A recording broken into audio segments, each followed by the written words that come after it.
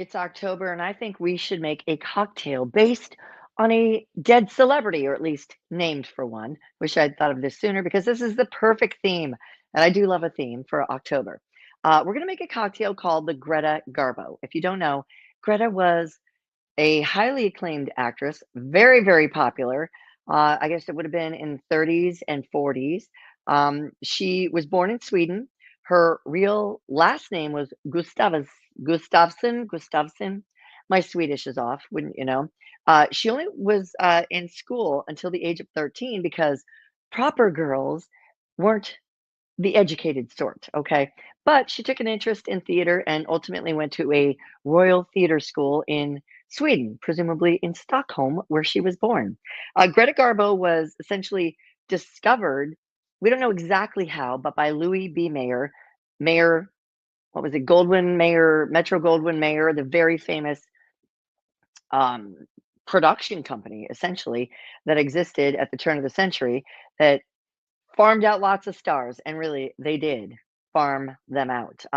They were under contract for perhaps maybe most of their life, and she was known for being sort of moody and glum and sort of I don't know, antisocial, which by the way, she was in real life. Greta Garbo never married. She was gorgeous. Look her up. She was known for a very famous line in a 1935 movie called The Grand Hotel. The line was, I want to be alone. I love this woman. I love her so much. She was a drinker, but how much of a drinker we will probably never know because she did most of her drinking alone. She said, if I didn't drink alone, I would never drink. She also had some really interesting things to say. I mean, she really didn't enjoy people. God bless her. She admitted in a biography or two about her that, she didn't really enjoy people that much, that she probably could have suffered from severe depression, although she may have been bipolar because she talked about the highs and the lows. But certainly depression, comes for a lot of us in our lives. So nothing to be ashamed of in that regard.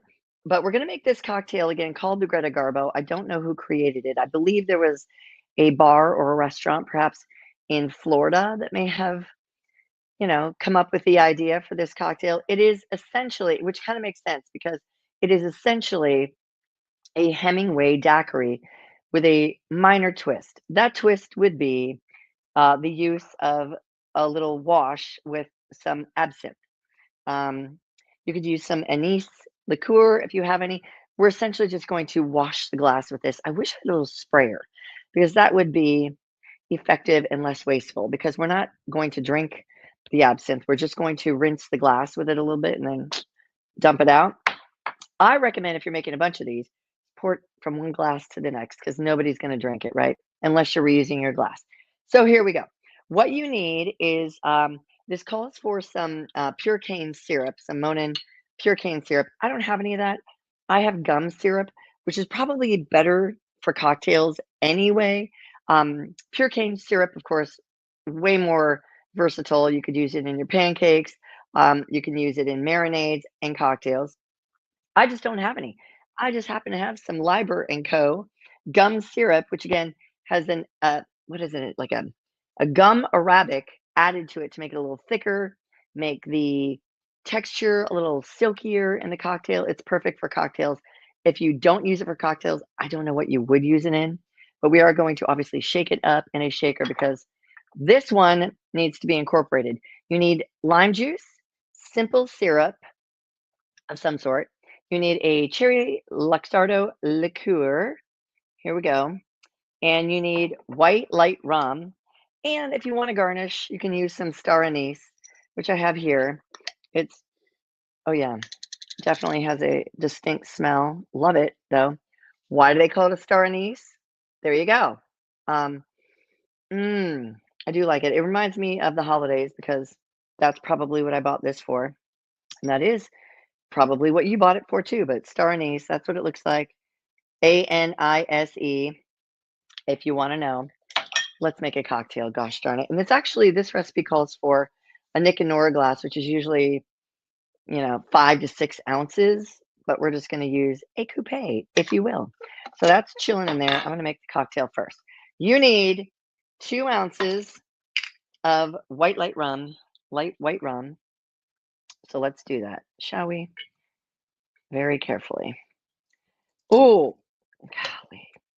One of these days I'll get good at this, you would think. Okay, there's the 2 ounces of rum. Then we're going to go with 1 ounce of lime juice, shorthand, the juice of 1 lime, 2 tablespoons of lime juice. Same thing.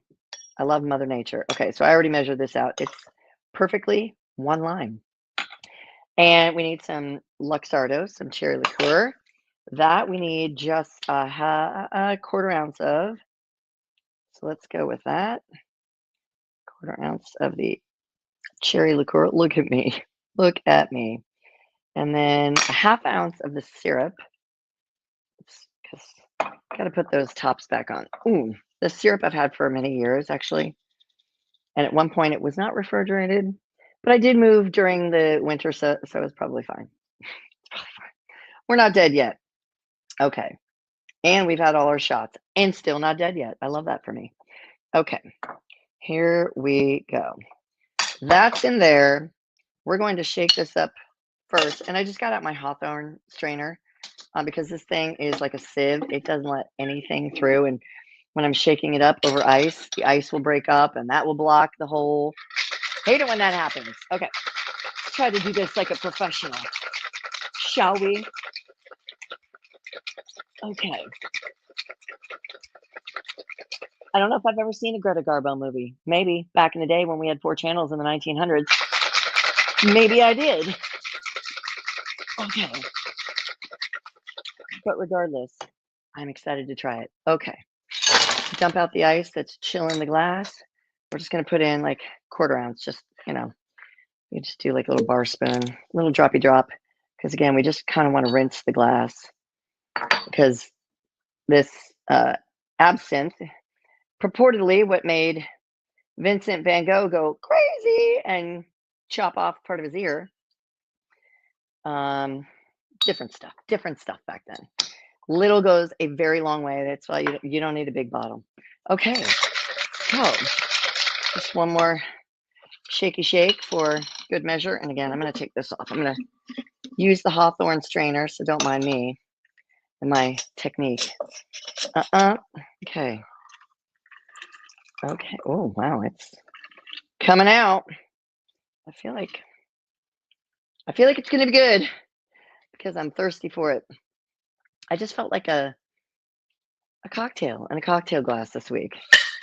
And so here we are. And we are going to garnish with a star anise because it looks pretty and it's floating. It's floating, people. Let's try the Greta Garbo, shall we? Okay. Cheers to me. Cheers to you.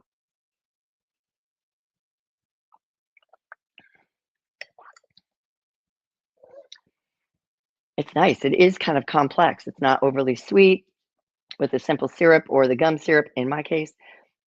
Not overly herbal and not overly sweet with the cherry liqueur and the white rum. Gosh darn it, I like it. This strikes me as the perfect fall/winter rum cocktail.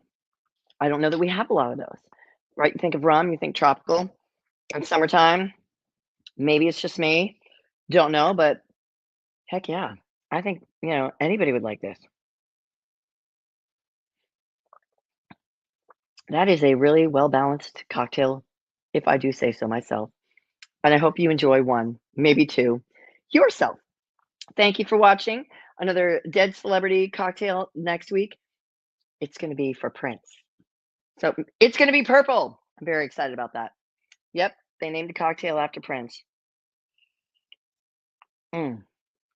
So that's what you have to look forward to next week. Cheers, guys. Thanks for watching, and I'll see you again next time. Happy hour at home. Enjoy yours.